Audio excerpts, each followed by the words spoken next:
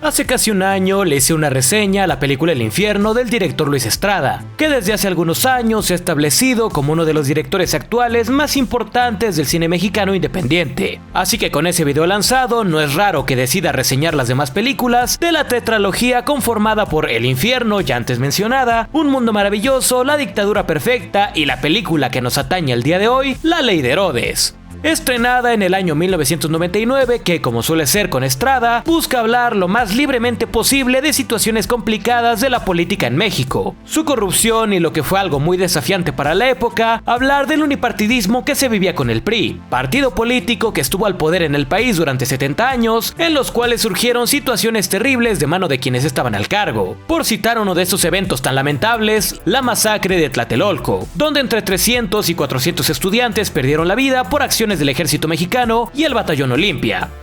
Retomando la temática de la película, esta transcurre en el año de 1949, durante el mandato de Miguel Alemán Valdés, con una fuerte crítica al Partido Revolucionario Institucional. Entonces, vayamos a revisar el inicio de esta tetralogía de películas que incluso en días actuales dan mucho de qué hablar. Advertencia, la siguiente reseña contiene spoilers. Iniciamos como toda buena historia en México, con balazos, pasando a simbolismos de la corrupción con la Constitución siendo llenada con dinero, que es saqueado por la misma persona que disparó hace rato, que además retira el dinero de una caja fuerte revelándose como un sujeto gordo, que vaya que ha escondido dinero por todas partes. Después intenta escapar de una turba de gente molesta que lo persigue con antorchas, que después lo decapitan, dando paso para el título de la película. Tras este inicio tan agresivo, tenemos algo de contexto. El gordo era el alcalde del pueblo de estas personas y fue linchado, lo que complica las elecciones próximas para el partido político el PRI. Así que necesitan a alguien lo suficientemente tonto para ocupar el puesto de presidente del pueblo de San Pedro, siendo Juan Vargas el elegido para tomar el cargo. Es buena persona, yo creo que sí acepta. ¿A qué te refieres con buena persona? Que es medio pendejo. No sea grosero, señor. Ya con el candidato escogido, van por él al departamento de limpia, que es donde trabaja. Tras una conversación que es el típico lavado de cerebro sobre la justicia y bienestar social, claro, sin decirle que el último alcalde de este pueblo regresó en pedazos, lo convencen de convertirse en el nuevo presidente municipal interino del sitio, bajo las promesas de que se han fijado en él por su desempeño. Recuerda, todo se lo debemos a nuestro partido. Así que después de un largo viaje, llegan al mencionado pueblo junto con su esposa, con el descubrimiento de que casi nadie habla español y que el sitio es más rústico de lo que esperaban, siendo recibidos por Carlos Peck, su secretario. ¿No sabe qué tan lejos está San Pedro de los Aguaros? ¿Aquí es? Está horrible. La suerte no parece estar de su lado cuando hay tantos problemas por resolverse, así que para evitarlo, por ahora, da una vuelta por el lugar habitado por menos de 100 personas, con una escuela en ruinas y de la que más miembros del gobierno vendieron puertas, ventanas y bancas. Sacando a tema lo que pasó con el presidente anterior, el previo a ese que colgaron y el anterior a ese, a quien casi queman vivo. 3 alcaldes muertos en 5 años. En realidad todo el panorama es bastante oscuro, ya que al día siguiente tenemos un muerto y al Dr. Morales, antagonista de esta historia que no confía en los presidentes municipales y que está en contra del burdel del sitio, ya que hayan muerto por lo menos 8 personas y ni hablar de las enfermedades de transmisión sexual como la fiebre. Ya con la idea del burdel y el muerto, presidente y secretario van al lugar para poner orden, teniendo su primer intento de soborno de parte de doña Lupe, la dueña del local. Pero Juan lo rechaza y por lo mismo la mujer lo amenaza y lo dirige con el señor cura, que es el que organiza todo. Oiga, doña Lupe, ¿y qué hacemos con el muertito? ¡Métaselo por el culo! No creo que entre. ¿Y ese tal cura es un criminal que se hace llamar así? Bueno, sí y no, ya que es el cura del pueblo, por lo que seguramente es un cerdo, más preocupado por el auto de Vargas que por el muerto o el bordel. Aún con todo esto, Juan tiene algunas ideas para mejorar el lugar, componer la escuela, instalar drenaje, pero digamos que la situación económica no se presta mucho a ello. ¿Y qué pasó con todo lo que se robó el tipo al inicio de la película? ¿Lo tomó el pueblo? ¿Desapareció? Así que necesita más dinero. por lo que se reunirá con el secretario de gobierno López, teniendo problemas con su auto de camino, siendo asistido por un gringo que le cobra $100 por conectar una manguera, porque no cobra por lo que hace, sino por lo que sabe. Obviamente lo manda a un pueblo diferente al suyo y lo deja en la carretera. Pinche gringo, igual que todos. Nos quería llevar al baile, pero mira, no sabe que los mexicanos somos más chingones. No mames, ese cabrón sí se pasa de lanza.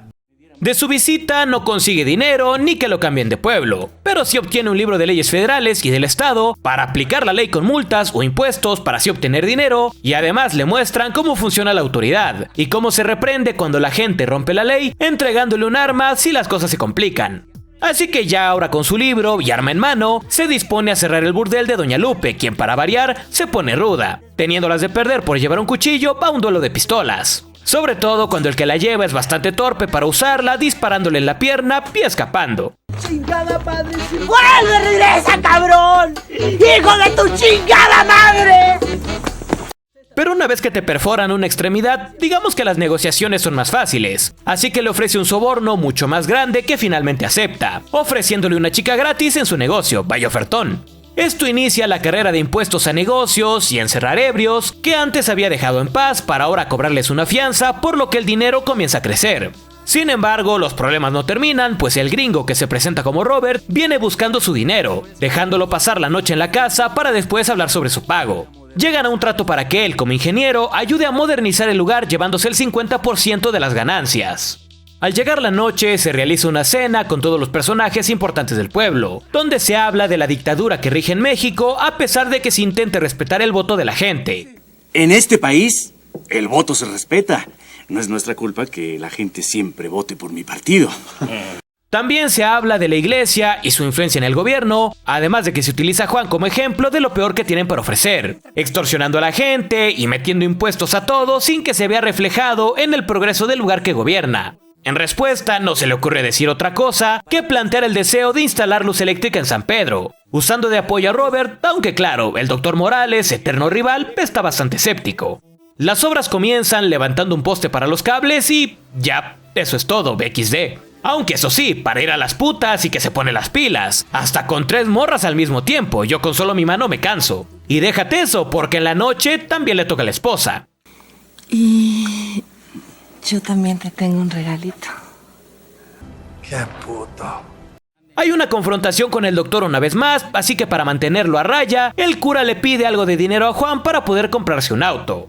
Al día siguiente, más problemas aparecen, pues Doña Lupe consiguió un guardia de seguridad golpeando a Vargas que olvidó su pistola en la oficina, así que es humillado. Regresa a casa interrumpiendo el baile de estos dos, y al llegar la noche es momento de la venganza. Toma su arma, se escabulle por la madrugada buscando a Doña Lupe y su guardia para dispararles en la noche, pese a los ruegos de la mujer para no morir, tirando los cuerpos, pero dejando su botón del partido en la escena. Pero por cada problema que se resuelve, aparece otro, y su mujer ya sabe que se va de putas y mientras ensayaba sus discursos, nota que le falta su prendedor. Al volver a la escena del crimen, los cuerpos ya no están y tampoco su objeto perdido. Así que ahora debe guardar las apariencias mientras mantiene sus negocios y sigue teniendo problemas con el doctor que está seguro de que él es el responsable. Por la noche, para despejar el asunto, le planta los zapatos de la mujer al ebrio del pueblo y a la mañana siguiente se da a la esposa de Morales porque la venganza es un plato que se sirve frío. En la batalla para sacar al doctor del pueblo, el cura vende información relacionada a las costumbres del mismo a pasar momentos de calidad con la sirvienta menor de edad de su casa, aunque hay algo turbio. No podemos dejar a esta pobre muchacha en manos de ese viejo cochino. No. Yo ya sé quién la va a cuidar mejor que nadie. Capturan al borracho del pueblo, Filemón, a quien Juan convence para que acepte que cometió el crimen, mientras que los altos mandos del gobernador Sánchez van perdiendo terreno en el PRI, planeando una venganza. De regreso con Juan se lleva a Filemón para llevárselo preso, contándole que sabe que él está relacionado con la muerte de Doña Lupe.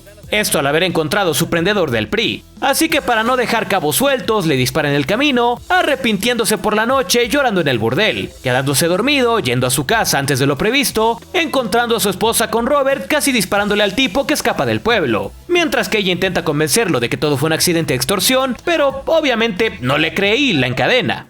Piensa que tú te la pasabas con las putas en el burdel y yo nunca dije nada. No me puedes tener amarrada como a un perro. Y no hables de los perros, esos sí son fieles. Ahora dilo sin llorar. En más eventos, el Dr. Morales estaba a punto de ser linchado por denuncias de corrupción de menores, así que para salvar su vida se va del pueblo. Y ahora el protagonista aprovecha para poner más impuestos excesivos, llevando a la cárcel a los que no pueden pagar, e incluso encierra a Peck. Tiempo después, sus jefes llegan al pueblo, huyendo por el atentado realizado contra un candidato a gobernatura, quedando impresionados por el relato de Vargas y la cantidad de dinero que ha hecho en el lugar y los cambios realizados a la constitución a su favor.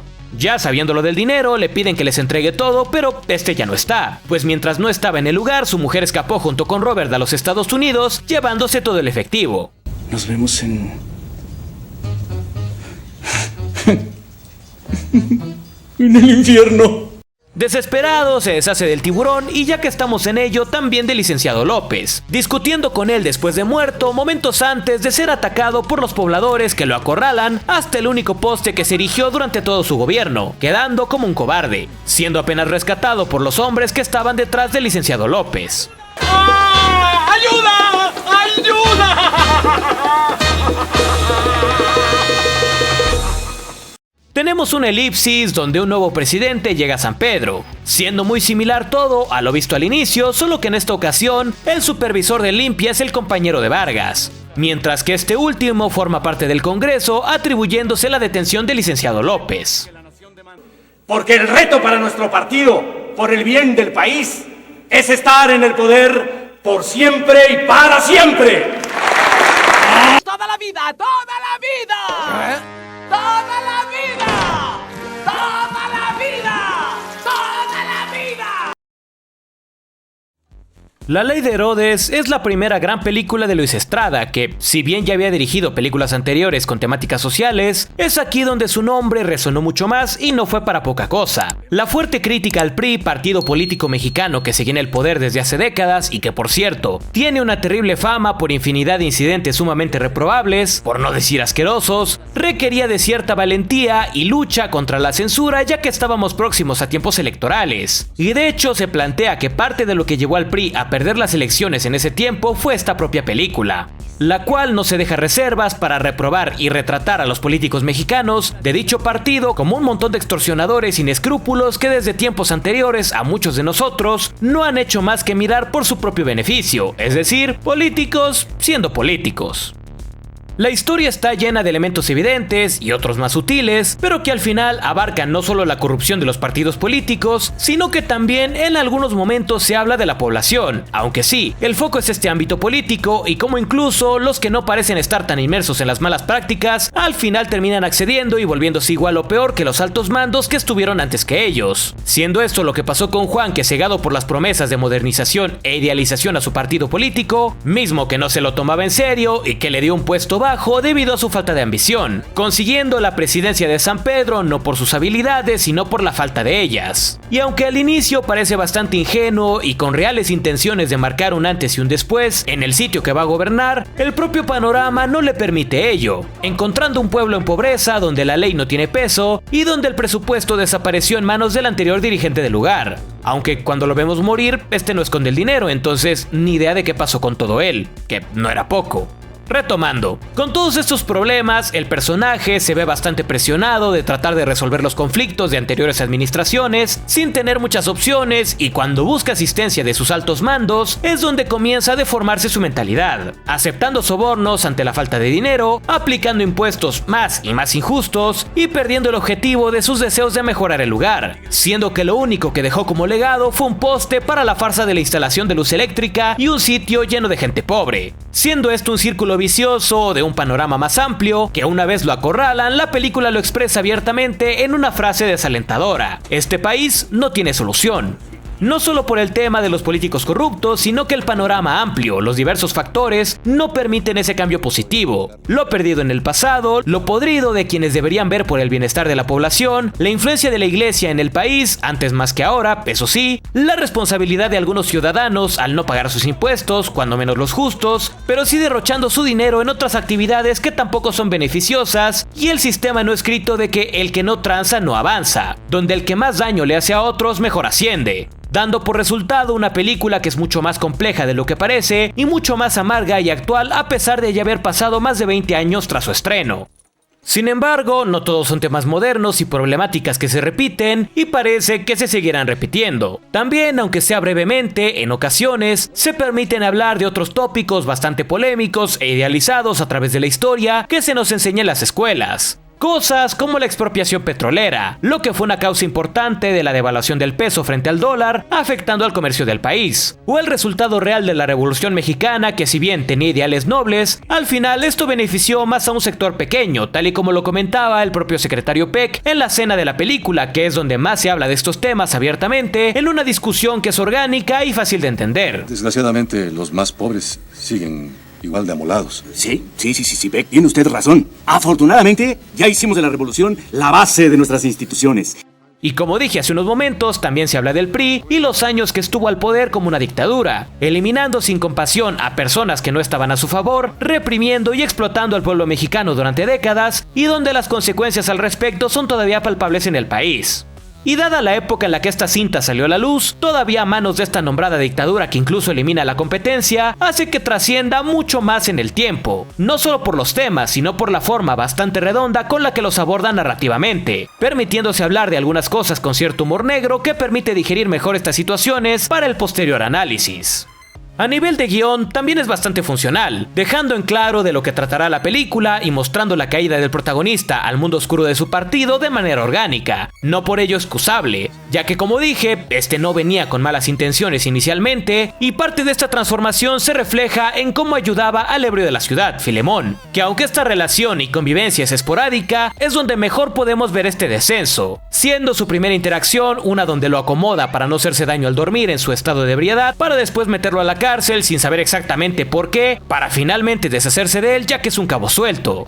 Siendo, en este sentido, a nivel de guión, un problema evidente el paradero del dinero que se había llevado el primer dirigente, el cual no alcanzó a llevarse y que era demasiado, por lo que no queda muy claro cómo es que este se perdió en aquella ocasión, ya que tampoco vemos a los pobladores con lujos muy notorios al llegar Vargas al pueblo. Dejando eso de lado, las demás subtramas tienen un cierre bastante bien logrado, como el abandono de la esposa del protagonista, quien no solo pasa más tiempo con Robert, que está en la misma casa con la promesa de pagarle el dinero que se le debía, sino que también sabe de las infidelidades de su marido, y su posterior encadenamiento y rencor hace creíble su fuga. Lo mismo con el rescate de Vargas, ya que las autoridades llegaron no por casualidad, sino porque venían buscando a los superiores del protagonista por el atentado contra el rival de las próximas elecciones. Y el final de estos dos, a manos de Juan, es producto de lo mismo que son ellos y el sistema ya mencionado, donde se busca el beneficio propio sin importar a quién se le pase por encima. La Ley de Herodes es una cinta que, si bien se ubica en una época anterior, mantiene vigentes varios de los tópicos que aborda. Cuenta su historia eficientemente y concluye adecuadamente las subtramas que vamos viendo durante su duración, mismas que son las que conducen al clímax y al final, donde se deja en claro la postura amarga ante el futuro del país, producto del pasado y del presente. Sus actuaciones son excelentes, destacando a Damián Alcázar, que tendrá roles protagónicos en las películas de Estrada a partir de esta cinta, siendo su presencia y su actuación sumamente convincentes, dando un personaje de una torpeza encantadora con momentos puramente sádicos y cobardes que aportan al tipo que se busca retratar, siendo él quien se come la película a pesar de estar rodeado de otros actores talentosos con grandes momentos, potenciando esto a través del humor negro y ácido que funciona con el panorama general que vemos. Visualmente está bastante cuidada, dándonos planos para que veamos lo que es realmente importante durante ese momento, incluso permitiéndose ciertos simbolismos contundentes como cuando vemos a la Constitución con dinero en lugar de su contenido tradicional. Una cinta que comenzó el interés en la carrera de Estrada, quien años más adelante no haría más que traer más historias que directamente salen de diálogos de esta, tales como La dictadura perfecta o El infierno, un gran punto de partida para comenzar con este director de un trabajo sumamente rico y cuidado. Recuerda que si el video te ha gustado, dale un pulgar arriba y comenta. Si llegamos a los 100,000 suscriptores este año, haremos un sorteo especial para celebrarlo. No olvides que subo videos todos los viernes y los martes cada 2 semanas reseñando películas. Sin más, yo me despido. Soy Diego Juan y nos vemos en el próximo video. Uno nunca sabe.